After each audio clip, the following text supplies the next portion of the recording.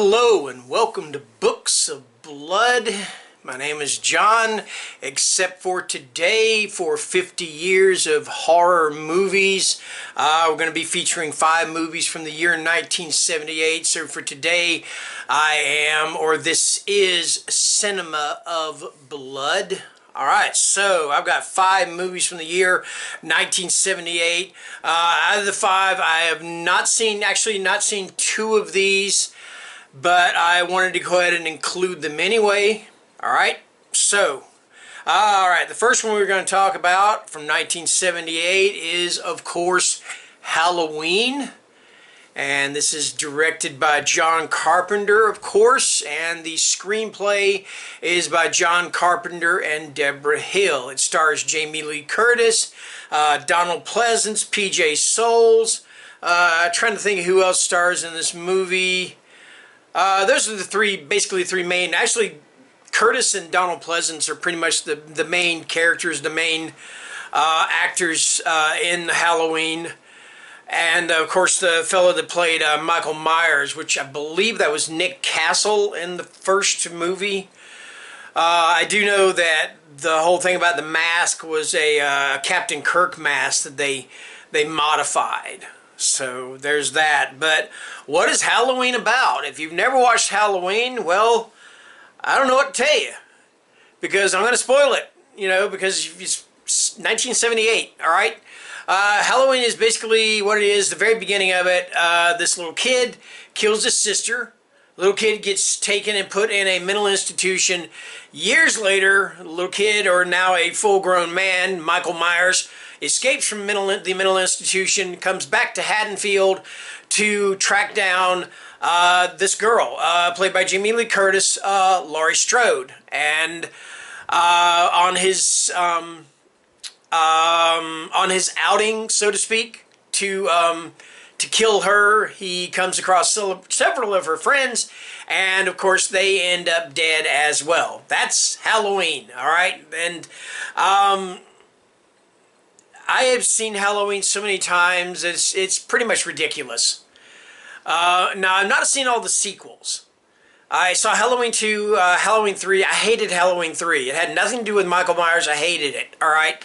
Then, of course, you got the Rob Zombie films.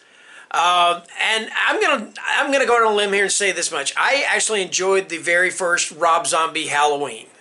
All right, I know a lot of people hate the movie. I know a lot of people hate Rob Zombie, but I kind of liked the whole vibe that he had going for the remake of Halloween. All right, but you still, we're not talking about that one. We're talking about the 1978 Halloween, and it is an absolute classic.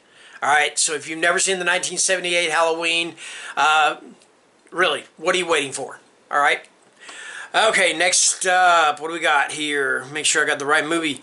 Oh, next up, now this one I have seen. Well, I've seen Halloween too, but also this one I have seen, and it's actually one of my favorite films of the 1970s, and this is the 1978, and I know I've said that I'm not going to talk about remakes too awful much. This one is an absolute exception. It is the 1978 Invasion of the Body Snatchers. Now, this movie was directed by Philip Kaufman. The screenplay is by W.D. Richter. It is based upon the book The Body Snatchers by Jack Finney. All right, so there was an invasion of the Body Snatchers in the 1950s. There was this invasion of the Body Snatchers.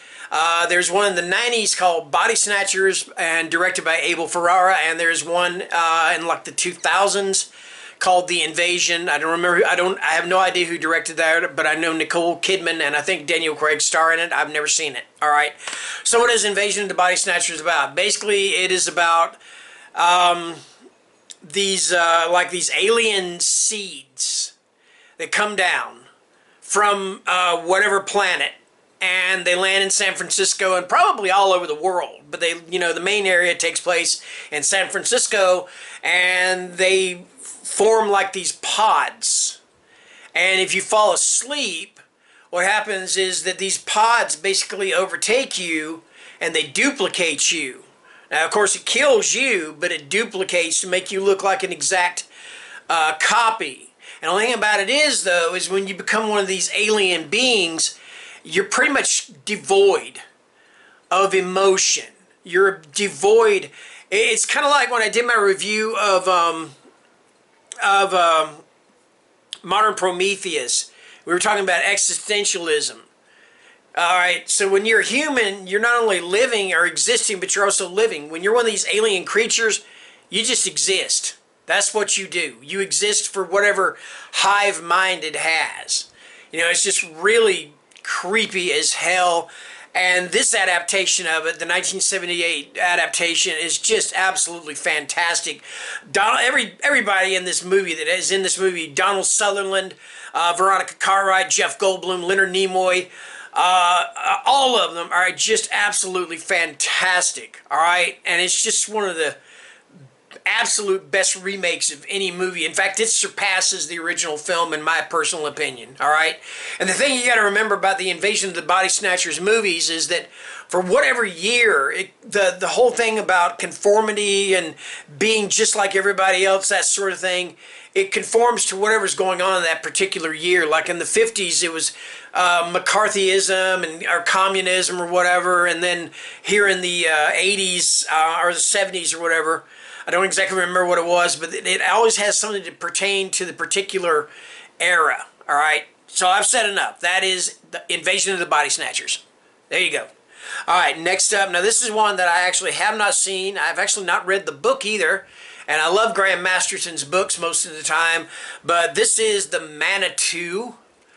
I think the Manitou, I'm not sure if it was his first novel or not. It was pretty close, but I don't know if it was actually his first. But anyway, the Manitou, the movie is directed by William Girdler. And if you remember when I was talking about Grizzly, he's the director of that also.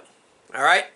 And actually, was actually his last movie. The Manitou was his last movie. He was killed in a helicopter crash after he finished wrapping up, after he finished filming the Manitou. So yeah, William Girdler, this is his last movie. The screenplay is by William Girdler and John Cedar, and then it's of course based on the novel by Graham Masterton.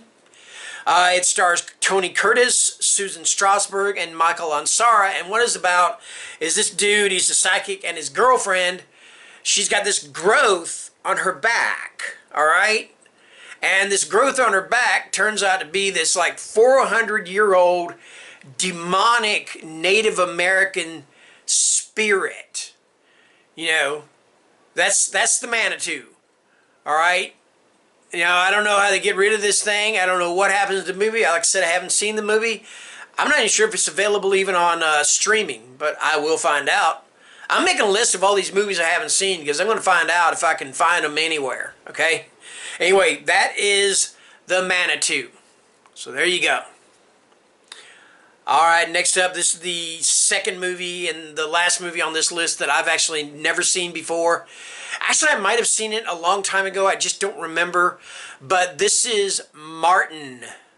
And Martin is directed by George A. Romero.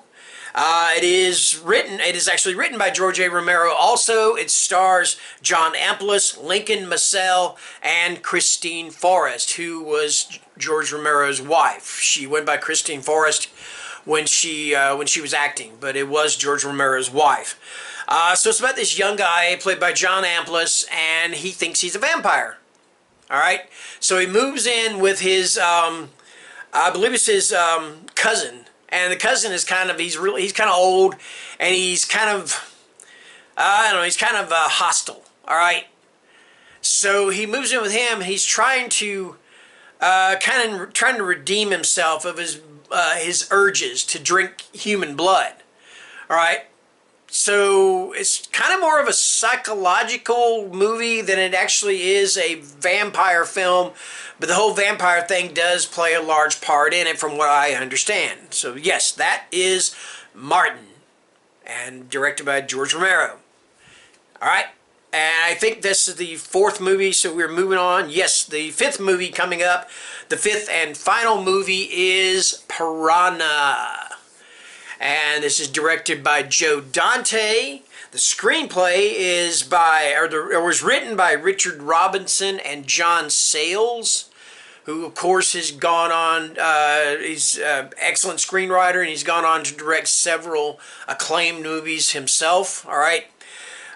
Stars Bradford Dillman, Heather Menzies, remember her from, yep, and Kevin McCarthy. All right, so what is Piranha about?